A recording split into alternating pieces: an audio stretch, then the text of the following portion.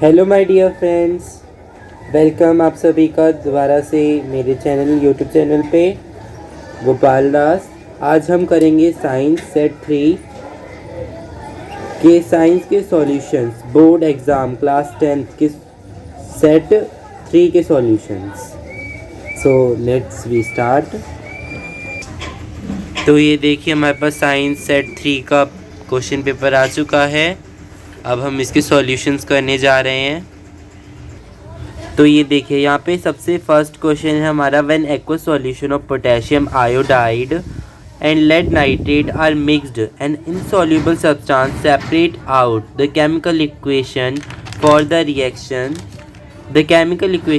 The reaction involve is. अब देखिए उसने क्या कहा है, पोटेशियम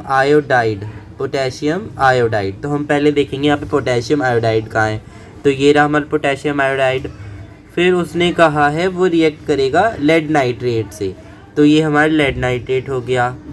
और वो जब रिएक्शन होगी तो हमारा इनसॉल्युबल सब्सटेंस फॉर्म होगा। इनसॉल्युबल सब्सटेंस फॉर्म किस में होता है, आप सभी को याद होगा कि डबल डिस्प्लेसमेंट पे इनसॉल्युबल सब्सटेंस प्रेसिपिटेट फॉर्म होता है।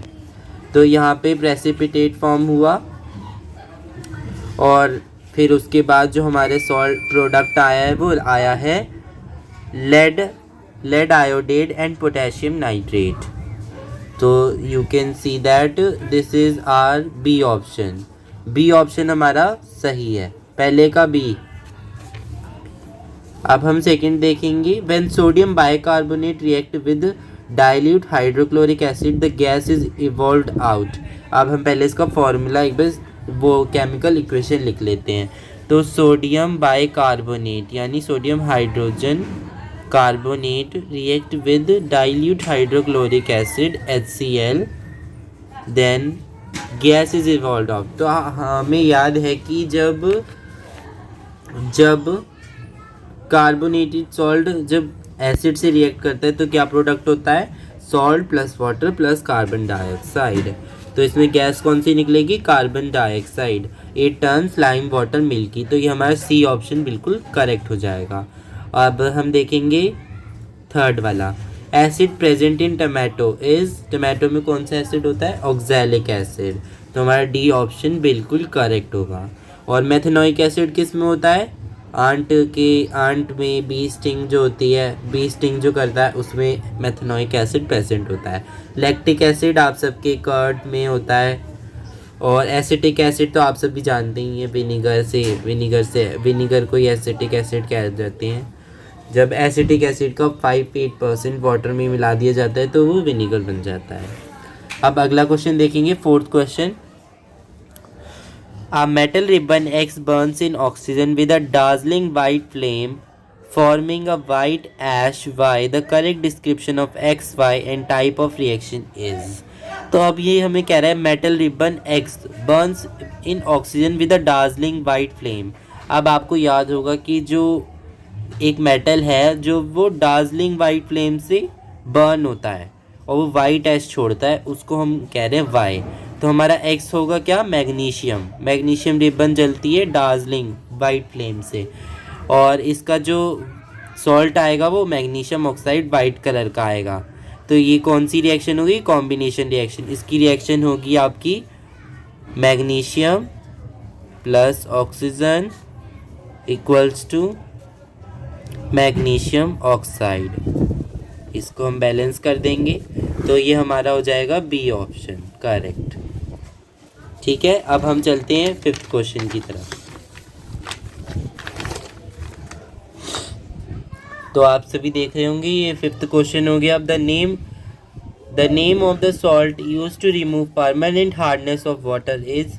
आपको याद होगा कि हम सॉल्ट को एक सॉल्ट यूज़ करते हैं जिससे हम परमानेंट हार्डनेस जो होती है वाटर की उसे हटाने के लिए। तो वो कौन सा सॉल्ट होता है, तो सोडियम हाइड्रोजन कार्बोनेट। ये सॉल्ट तो है नहीं, ये हम क्या यूज़ करते हैं इसका, ए वाला तो हमारा बेकिंग पाउडर है जो कि हम इस काम में यूज़ नहीं करते। सोडियम क्लोराइड तो नमक हो गया, वो भी यूज़ नहीं करते।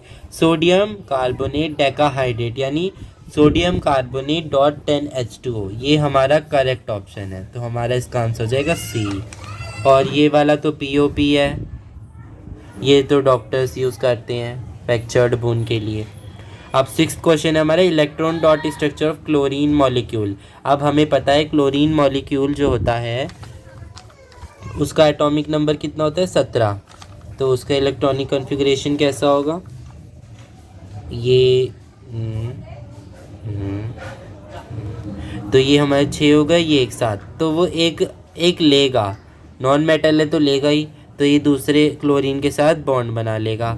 तो ये वाला क्लोरीन अपना एक ये शेयर करेगा, इसके भी 6, इसके भी 7, इसके भी 7 आउटर मोस्ट शेल के, तो ये बना लेंगे बॉन्ड। यही हमारा स्ट्रक्चर होगा, एक इसका और एक इसका।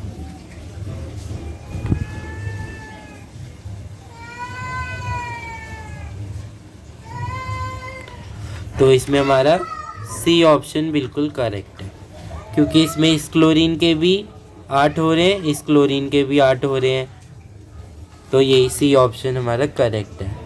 7th question, sodium hydroxide is termed an alkali while ferric hydroxide is not because. तो जो सोडियम हाइड्रोक्साइड है उसको हम एल्कली कहते हैं। एल्कली कौन से बेस होते हैं, जो वाटर में डिज़ोल्व हो सकते हैं, जो पानी में डिज़ोल्व हो जाते हैं उन्हें हम एल्कली कहते हैं, और जो नहीं होते उन्हें एल्कली नहीं कहते। तो पहला option sodium hydroxide is a strong base बिल्कुल सही है, while ferric oxide is a weak base, ये तो सही नहीं है, फेरिक ऑक्साइड भी स्ट्रॉन्ग बेस है। Sodium hydroxide is a base which is a soluble in water while ferric oxide is also a base but is not soluble in water. ये हमारे हिसाब से करेक्ट ऑप्शन है, तो इसका आंसर हो जाएगा बी। अब 8th क्वेश्चन देखेंगे, opening and closing of stomata is due to. अब जो स्टोमेटा होता है, हमारा स्टोमेटा ऐसा कुछ स्ट्रक्चर का होता है, आप देखते होंगे स्टोमेटा, ये आपकी बुक में दे रखा है एनसीईआरटी की। तो ये स्टोमेटा का स्ट्रक्चर है, तो ये किस वजह से क्लोजिंग होती है, इसकी किस वजह से ओपनिंग होती है। तो हमें पता है कि जब गार्ड सेल्स स्वेल हो जाते हैं तो ये खुल जाते हैं, और जब श्रिंक हो जाते हैं तो स्टोमेटा की जो ओपनिंग होती है बंद हो जाती है। तो अब यही देखेंगे, high pressure of gases inside the cells, ये तो ऑप्शन गलत है। Movement of water in and out of the guard cell, ये बिल्कुल आपका करेक्ट ऑप्शन है, इसका भी आंसर बी हो जाएगा। अब 9th question, water in the root enters due to. 9th question, water in the roots enter due to the, तो हम ऑप्शन वाइज देखते हैं, the function of the root to absorb water.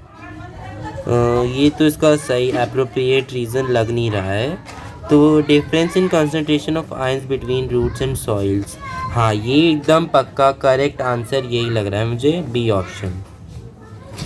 क्योंकि जब concentration different होता है तभी water या एयर मूव करती है।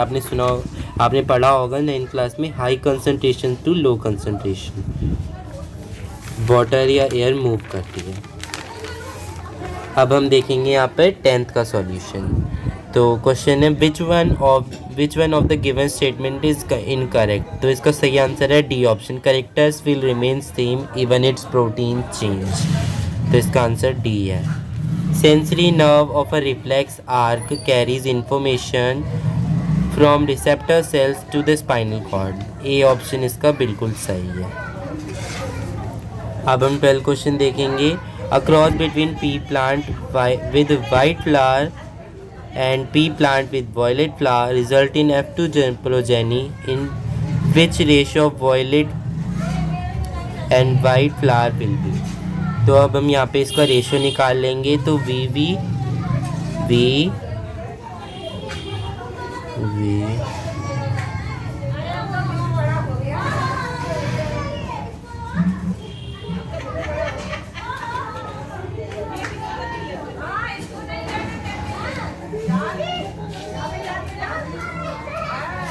तो इसका रेशो है 1:1।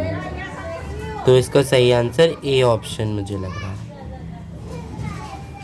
इसका सही ऑप्शन सी है 12 का, the correct pattern of a magnetic field. 13 का, the current pattern of a magnetic field lines of a field produced by a current carrying circular loop. अब हम अगला देखेंगे 14th। 2 LED bulbs 12 watt and 6 watt are connected in series. If the current through 12 volt bulb is 0.6 ampere, the current through 6 watt bulb will be, इसका सही option है B 0.06 ampere. तो अब हम 15 क्वेश्चन देखेंगे। An alpha particle enters a uniform magnetic field has shown the direction of motion of alpha particles is। अब देखो यहाँ पे मैग्नेटिक फील्ड्स दे रखी है इस तरफ, यहाँ पे हमारा कौन सा फॉर्मूला यूज़ होगा, इसने क्या पूछा है हमसे, the direction of the motion, तो यानी फोर्स होगा तभी मोशन होगा, तो यहाँ पे हमें लेफ़्ट हैंड रूल यूज़ करना है, तो ये मेरा लेफ़्ट हैंड। तो अब हम देखेंगे जो मैग्नेटिक फील्ड है ये क्या होता है, ये आपका करंट होता है, ये फोर्स होता है, ये मैग्नेटिक फील्ड होती है। तो मैग्नेटिक फील्ड इस तरफ है, करंट इस तरफ है, फोर्स यानी ऊपर होगा, तो इसका आंसर क्या होगा, out of the page. Option D इसका करेक्ट आंसर है, ऑप्शन डी। अब हम 16th क्वेश्चन देखेंगे। The resistance of a resistor is reduce to the half of its initial value if the parameter of electrical circuit remain unaltered, the amount of heat produce the resistor will be, इसमें half आएगा इसका आंसर, C option. अब हम assertion reason की तरफ बढ़ेंगे। तो हमारा 17 क्वेश्चन है assertion. In human genes B responsible for black eyes and gene B responsible for brown eyes, then the color of eyes of the progeny having gene combination BB will be black only? No. The black color of the eye is a dominant trait. Dominant है लेकिन, तो इसका D option correct है 17 का। Reaction quicklime with water is an exothermic reaction, assertion बिल्कुल सही है। Quicklime vigorously react with releasing a large amount of heat, ये भी बिल्कुल सही है, तो इसमें ए ऑप्शन आपका बिल्कुल सही है।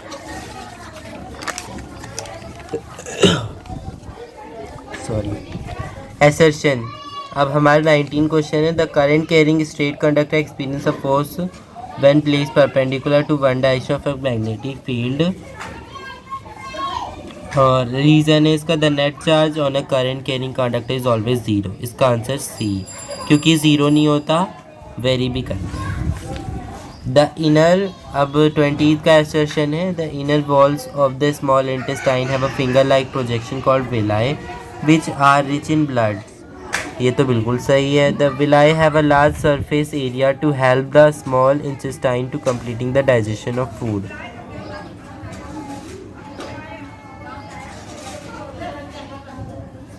तो इसका हमारा ए ऑप्शन सही लग रहा है। That's all for this video. Thank you for watching. Like, subscribe and share.